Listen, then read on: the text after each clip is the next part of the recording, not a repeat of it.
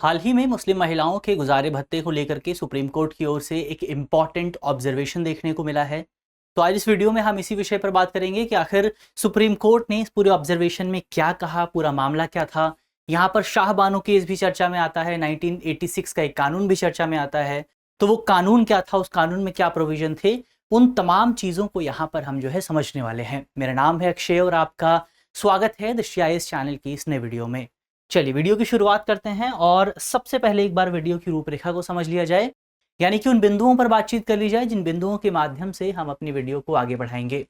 तो वीडियो में सबसे पहले खबर पे बात करेंगे, खबर के बाद मामला क्या है उसको समझेंगे, शाहबानो केस क्या था, इस केस के बाद जो 1986 का कानून आया उस कानून में क्या प्रोविजंस थे, उसके बाद भी दो इंपॉर्टेंट केस देखने को मिले तो उन केसेस पर भी यहाँ पर हम बातचीत करेंगे। अंत में एक प्रश्न पर भी चर्चा होगी, प्रश्न आपका प्रीलिम्स का रहने वाला है और आप उसका जवाब कमेंट बॉक्स में दे सकते हैं।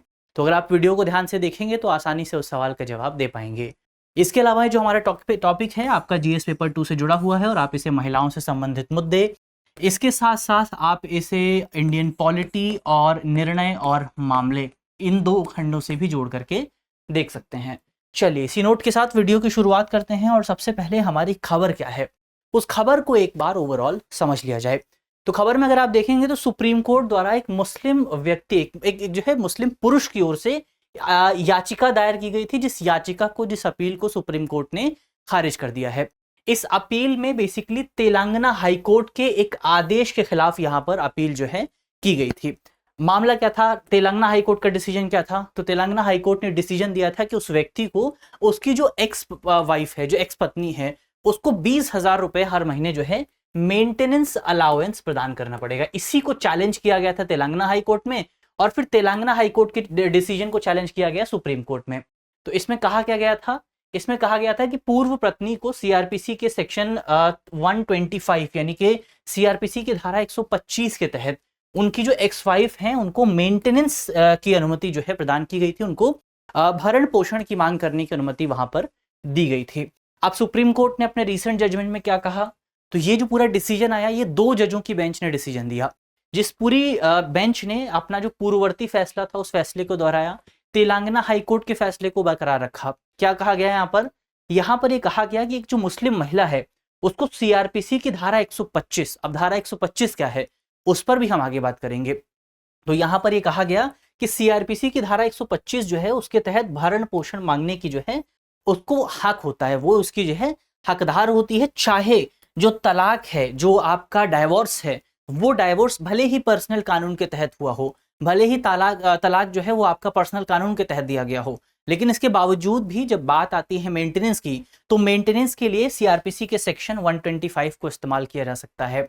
अब CRPC का सेक्शन 125 क्या है, तो CRPC का सेक्शन 125 जो है वो ये कहता है कि अगर जो पुरुष है वो उसके पास वो इस मामले में सक्षम है तो फिर उसको अपनी वाइफ जो है और वाइफ से जो बच्चे पैदा हुए हैं, जो चाइल्ड हैं, और इसके अलावा जो इलिजिटिमेट चाइल्ड हैं, जो बेसिकली आपका नाजायज बच्चे जो होते हैं, उनके लिए जो है भरण पोषण का भत्ता देना उस पुरुष के लिए अनिवार्य होता है, उसकी जिम्मेदारी उसको दी गई है।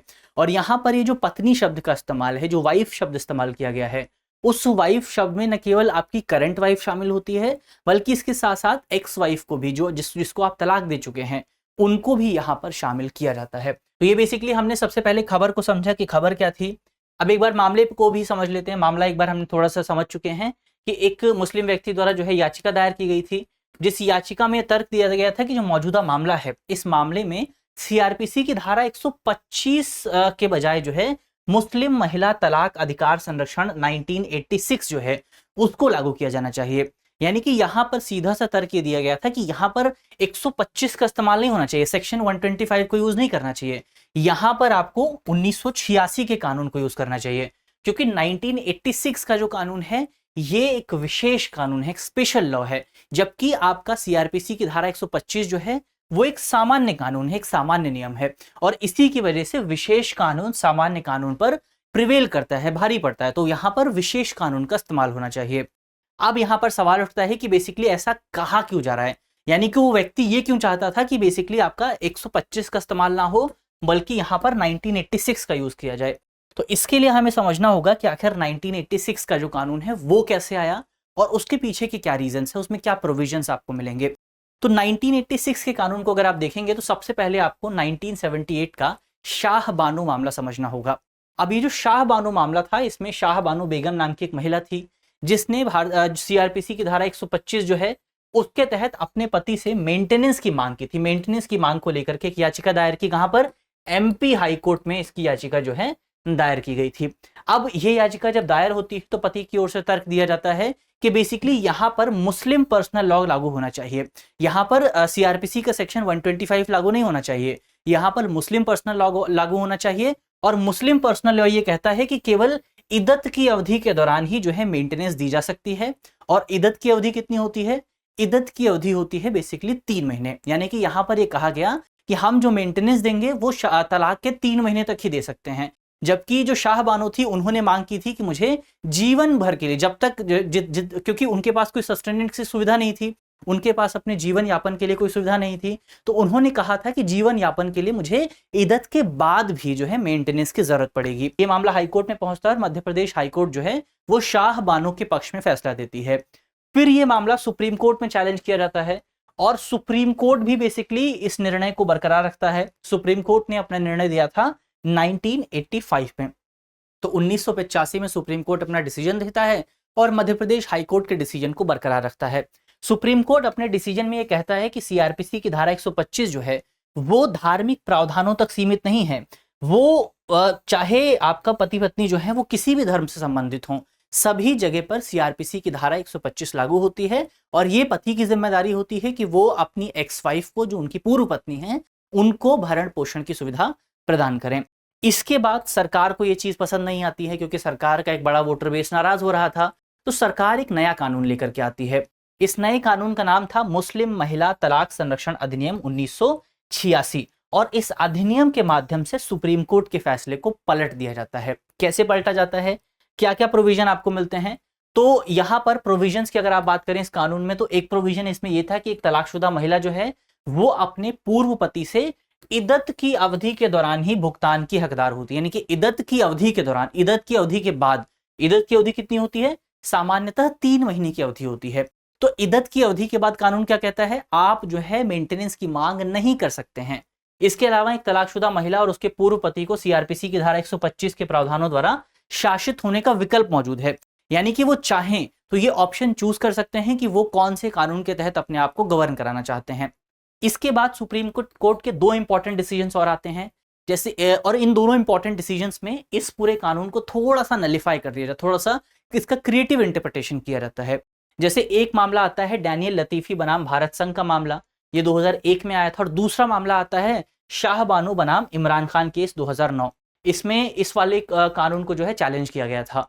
तो अब इन दोनों ही डिसीजंस में सुप्रीम कोर्ट ने फिर से दोहराया कि बेसिकली आपका कानून तो ठीक है, दोनों ही डिसीजंस में कानून को बरकरार रखा गया 1986 के कानून को, लेकिन ये कहा गया कि जो भरण पोषण की मांग है वो केवल इद्दत तक नहीं हो सकती है, वो इद्दत के बाद भी हो सकती है।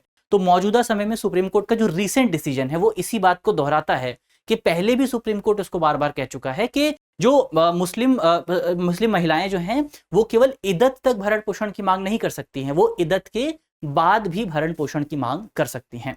तो ये हमने यहाँ पर पूरा मामला समझा कि पूरा मामला क्या है।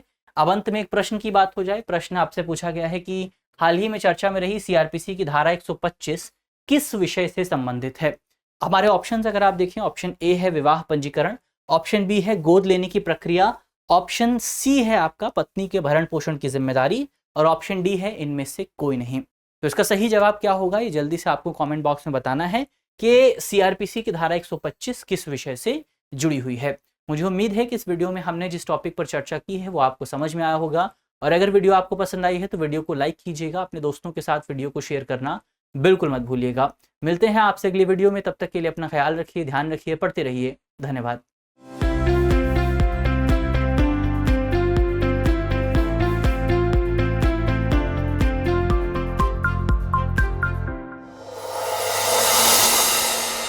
डियर व्यूअर्स, अपने एग्जाम की तैयारी को और बेहतर करने के लिए हमारे चैनल को लाइक, शेयर और सब्सक्राइब करना न भूलें।